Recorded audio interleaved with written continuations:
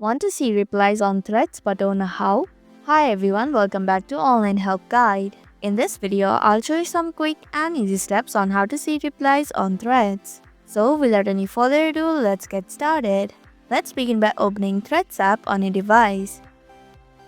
If you want to see the replies on others' posts, you need to tap on the post that you want to see the replies on.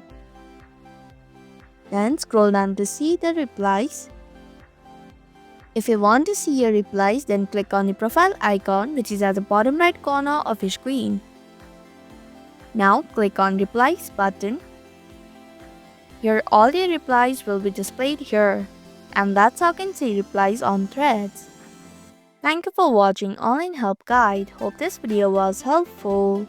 If it was, then hit the like button and comment down if you have any questions or feedback. Also, if you're new to our channel, subscribe and hit the bell icon so that you don't miss upcoming videos.